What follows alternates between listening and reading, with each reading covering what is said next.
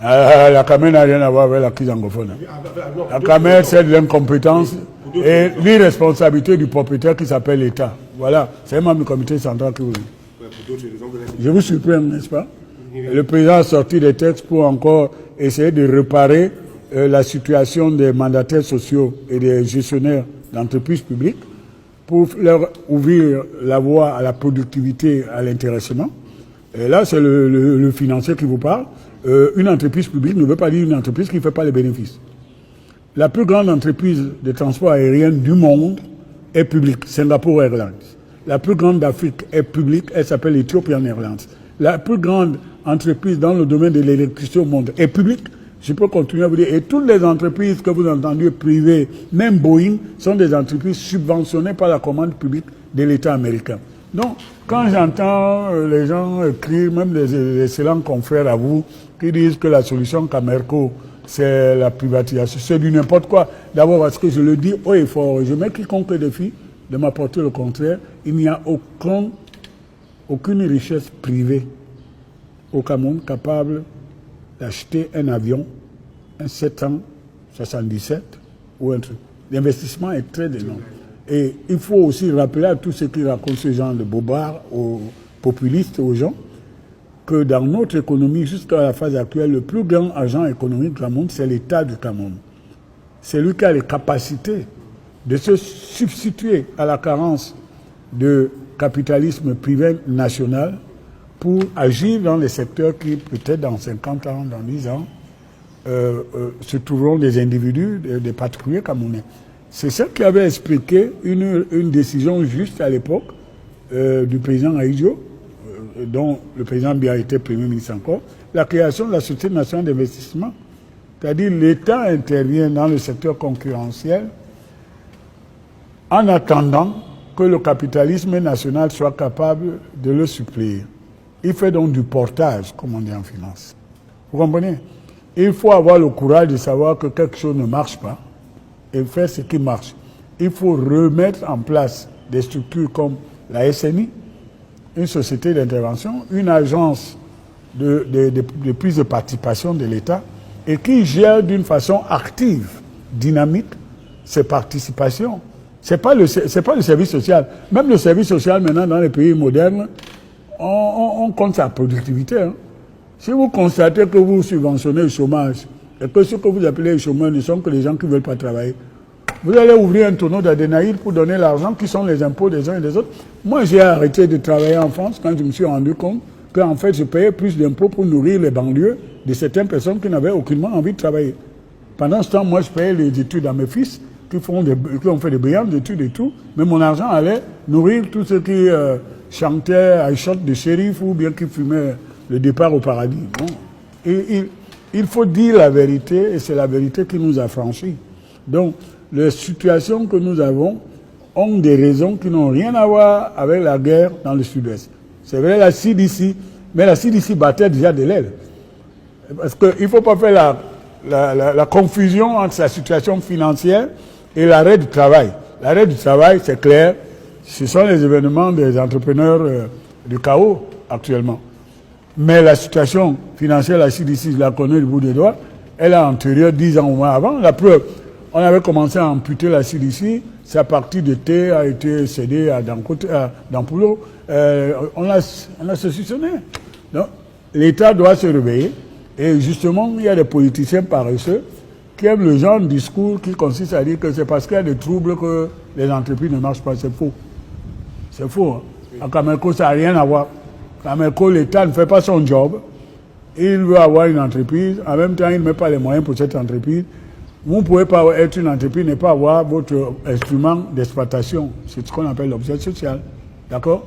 Vous avez une compagnie aérienne sans avion. Vous faites quoi, le Kungang?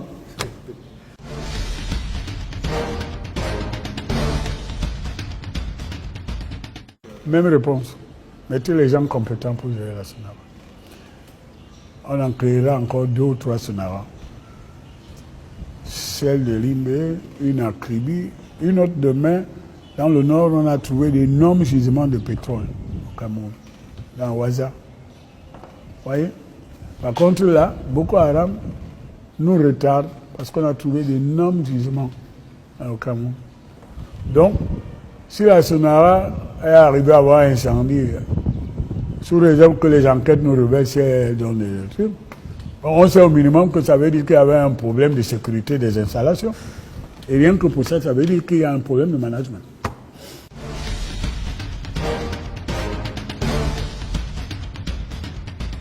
Je suis optimiste. Hein. Oui, mais écoutez, ceux qui sont responsables de ces épreuves que nous subissons, ils vont partir. Vous, moi, les jeunes, là, il faut prendre les places. Pour moi, ça va rester comme ça.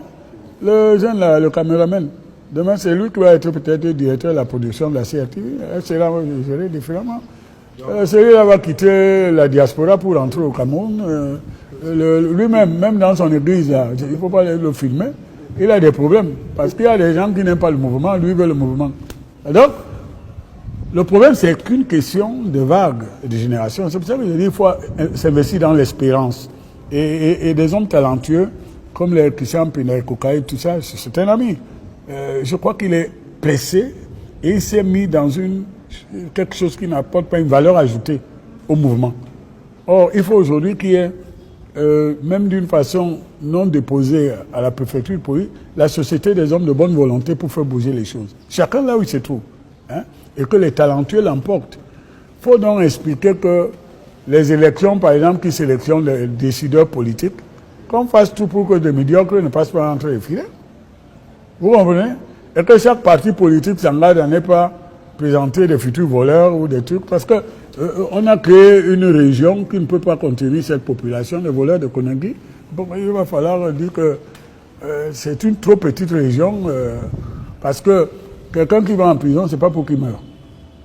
Donc, quand vous mettez les gens en prison, il faut être capable de les entretenir en bonne santé. Hein. Parce que vous devez les rendre à la société. Vous comprenez? Donc, mon tableau n'est pas pessimiste, c'est pour dire simplement que nous avons les capacités, j'en connais, à travers le monde, à l'intérieur même du Cameroun. Mais il y a quelque chose encore. Si vous lisez le libéralisme communautaire du président, on me l'a pris, il était sur la table là, vous verrez qu'il a mis beaucoup de perspectives. Mais bon, le premier parti d'opposition, le premier parti d'opposition que le président rencontre, c'est l'administration d'abord. Hein. Ceux qui doivent l'accompagner. Voilà. Je ne connais pas que, puisque je l'ai commenté avec ces nouvelles éditions avec mon ami Moué Kombi.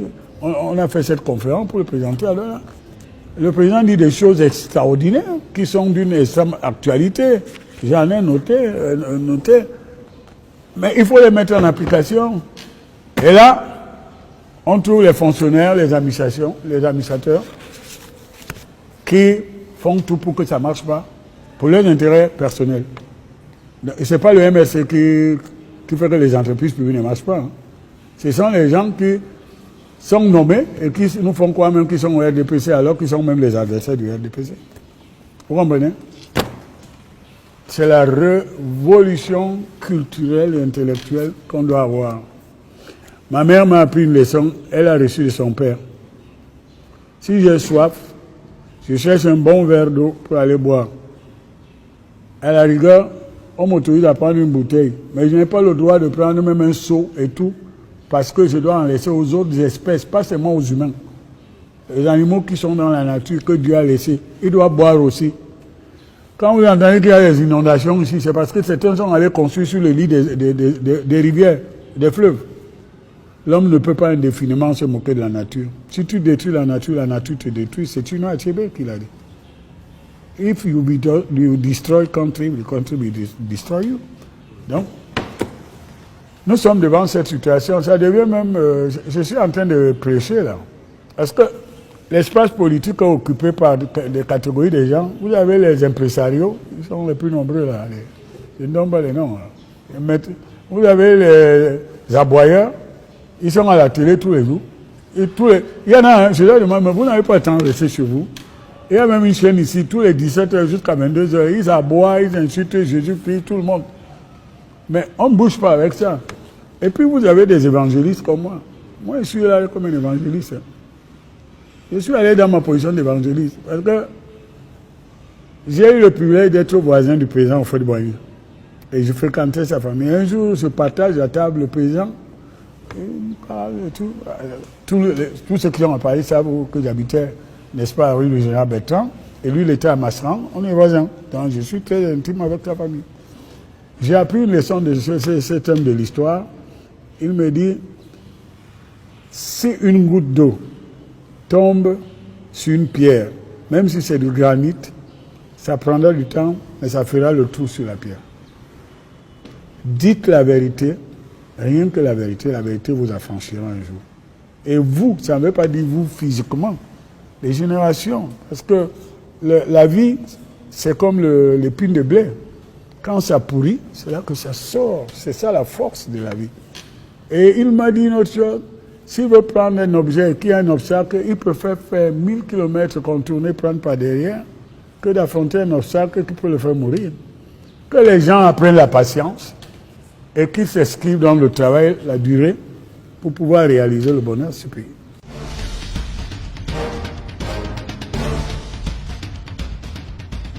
Pourquoi vous mettez 2035? Vous me prenez vraiment pour un mougou. C'est-à-dire que... Non. Votre question est pertinente, mais j'ai l'impression que vous pensez que l'espérance veut dire...